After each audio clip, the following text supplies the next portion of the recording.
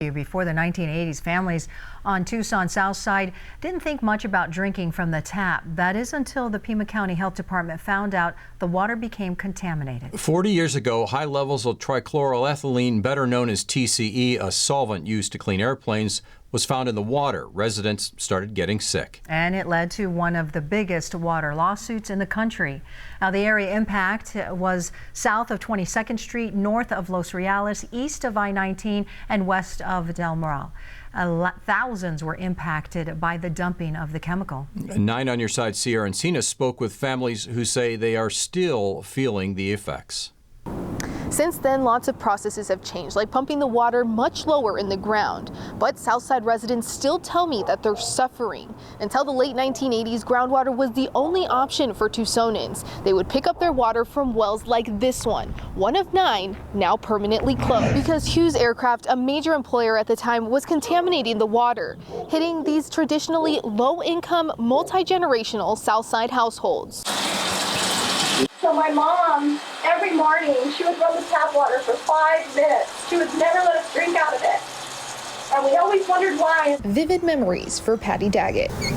She and her family felt the wrath of the TCE water contamination, calling the northwest area of the TIAA plume home. It looked like this in 1987 when Tucson Water took over operations. She and her family were a part of one of 2 lawsuits filed once it was brought to light that the water was contaminated by the chemical, dating back to the 1950s. One against the Tucson Airport Authority and another against Hughes Aircraft. TCE was dumped into the plume. 55-gallon drums. Multiple times a day. You know, over years, what happens? It seeps into the groundwater.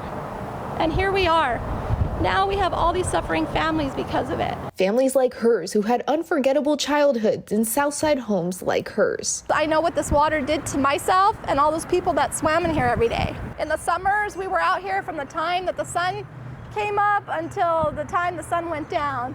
We had races in here, pool parties in here. Her love for the water even led her to a lifeguard job at the neighborhood pool. But all those good memories were overshadowed by what was to come. 2014, I was diagnosed with a blood cancer called multiple myeloma. It's similar to leukemia, and I had to go through intense treatment. 3 rounds of intense treatment because I relapsed 3 times. Several forms of cancer are associated to TCE exposure. Her treatments alone have cost her upwards of $90,000 per session. And thanks to a team of lawyers, when those responsible for the dumping of the chemical chose to settle with her and hundreds of other families, the payout was a total of $130 million. She walked away with only $8,000. It was the first time the South Side had ever stood up and said, no, no, there's something wrong here. Rick Gonzalez was on the team of lawyers, a Southside resident himself who was impacted. We used to ride our bikes over there because the water was blue, it was clean, it was summer, closest thing we had to a pool, and we would swim in it. Well, we didn't know we were swimming in TCE. But if you ask Gonzalez if he knew what he was getting into when he took on the case, he'd tell you no. I took the case and ran with it because I didn't know any better.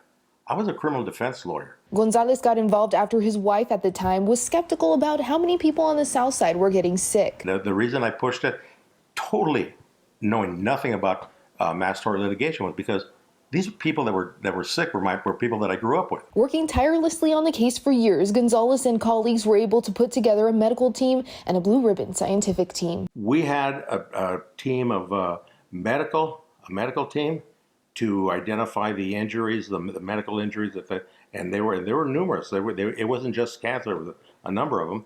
And we also had a blue ribbon scientific team that talked about how the groundwater, how the TCE was percolating from unlined ponds down into the groundwater. But he says the turning point in the case was a disposition from a Hughes employee. Hughes knew about the contamination. They knew it was going to get their groundwater, and the reason and that was one of the key questions.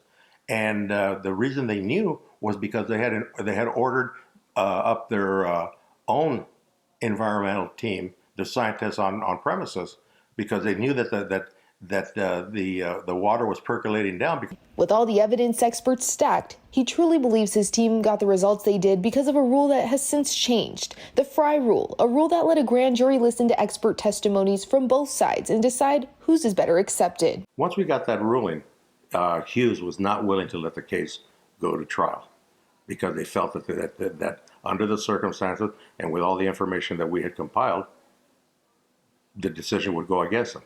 That's what led them to finally settle the case. To this day, Gonzales says he gets calls from Tucsonans still feeling the impacts that weren't able to file in the original lawsuits because they didn't know about it or they moved away from the area. But he knows the case won't stand in court because, as he explains, the Supreme Court did away with the Fry rule and brought in what's now known as the DAGGETT standard, which puts a judge in charge of deciding if expert opinions are generally accepted in the scientific community.